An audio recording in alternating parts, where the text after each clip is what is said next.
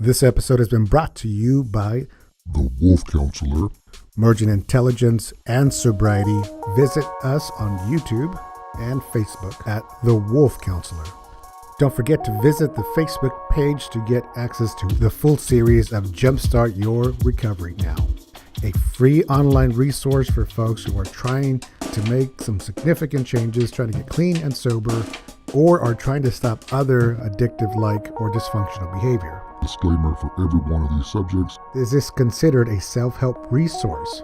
Which means I am not giving you any advice. The information presented here complements and supplements all other support groups. It is not to take the place of what you are already doing, but it's merely to complement, to augment, to really beef it up. This is episode 2 on our series of Jumpstarting Your Recovery Process or Sobriety. And episode 2 is on tapping into motivation.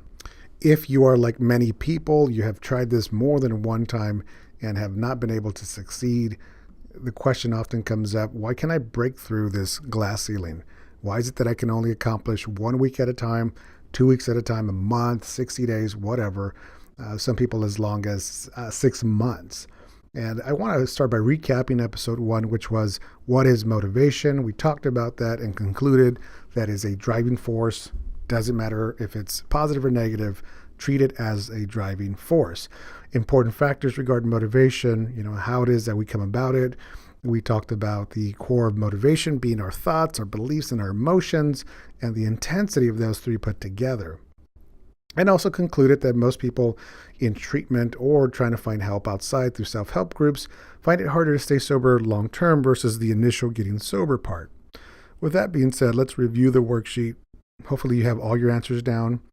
If you have any questions or any explanations, just write them in the comments. I'll get to them and we can go that route. Otherwise, you can share your answers with people, other folks here in the group. I think it'd be a real good learning experience for folks to be open and vulnerable regarding this information. So part 2, here we go. How to stay motivated to stay sober. I didn't put this quote on the slides, but I read it over the weekend, and that was, motivation doesn't last. Neither does bathing. That's why we need to do it daily. And that was by Zig Ziglar. Pretty strong and powerful quote there. Yes, people often say, well, some days I feel like it, others I don't. Well, there are ways to get yourself to do it when you feel like it, and also do it when you don't feel like doing it. Reasons why you might have trouble staying sober, here they are. Concluded again that motivation is a fuel that gets you where you want to go. And here in the slide, you see that there are internal factors, and then you have the external circumstances, right? And the next slide shows a little fake car, a little weird car, that is actually based on the external circumstances. It's good enough to get people, or to provide enough fuel to get people past the first initial appointment, whether that's calling your local rehab, saying I need help, or going to a meeting, right? You get there for the first time. You can get past that from these motivating factors. And as you can see, he's not yet through the discomfort phase, which is, I'm putting in the work, I'm making some efforts, but it's enough to get people there. And then you have make it to meetings. That's a commitment that some people still need to make. I strongly recommend them. Some people say, well, I don't like this philosophy or this philosophy. It's not about that. It's about the community, the connections with folks, and like-minded community, which is more powerful than simply being around people. It's being around people that understand how this works. Reason number 1 why people stop is that they become satisfied with short-term results. Therefore, they decide, I'm going to stop refueling. I'm going to stop putting that motivation in me because I've met the goal. And I don't know if it's in one of the slides here or not, but people secretly have a hard time getting to treatment and doing the program because their goal really isn't to necessarily stop the drinking. It's to stop the issues. And if stopping the issues means I have to stop drinking or using, then I'm going to do that. So they become satisfied with short-term results and don't see a need to go any further than that. Here's another breakdown, sort of like the one I used in the episode 1 about the chain of events. This initial motivating factor over time It shows the family. That's the circumstance. Wife moved in with her parents along with our 2 kids because of my drinking. The initial intensity of the emotion is depressed, angry, and ashamed at a 10. Absolutely. That will disappoint and frustrate anyone. 30-day progress, family remains skeptical about trusting once again, still feeling shame and guilt at about a 7, trying to play this safe, right? Not trying to rock the boat still. It's not time to bring up some hard conversations. People are still pretty submissive around this phase. And check out the 90-day progress. Families now sees the difference. Kids are happy. You and your spouse are getting along, a sense of renewed relationship. Shame and guilt is at a 0. Pleasant emotions are at a 10. People stop at this point, right? The initial motivator on this next slide is legal circumstances. Got my first DUI on Labor Day weekend, spent the night in jail, and I have court next month. The emotions and the intensity, depressed, anxious, angry, and ashamed, they're at a 10. The progress in 30 days. Court happened. Judge said I need to complete a program. Emotions are still at a 10.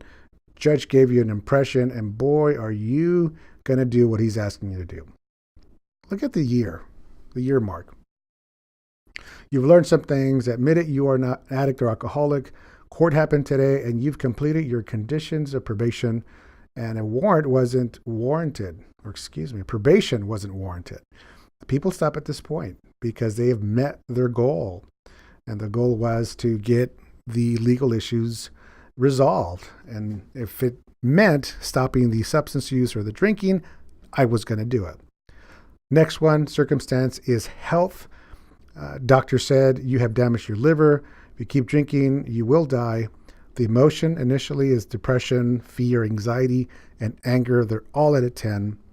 30-day progress, you still look sick, energy levels low, emotions still at a 10.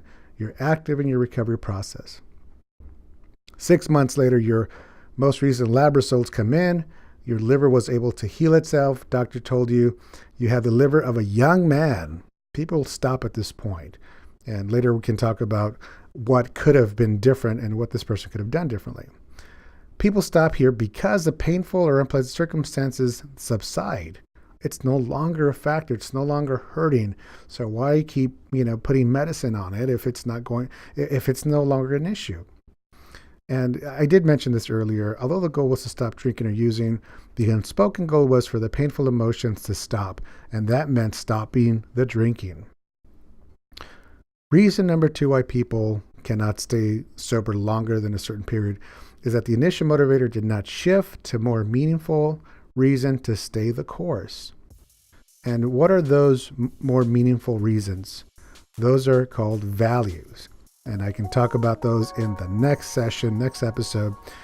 Don't forget to download the free PDF. Follow us on the links below here on the social media. The PDF, again, you are more than welcome to download as many as you want. Share them with your friends, as long as you give credit to where credit is due. And question for you is, how are values different from goals? And I can answer that, but for more details, you would have to watch episode 3. And the difference is goals are driven by values. Values drive your goals, not the other way around. Okay? So until next time, thank you very much for stopping by this episode 2. My name is Raul. I am the Wolf Counselor. And you have just listened to and or watched the series on Jumpstart Your Recovery Process or Sobriety here on Facebook.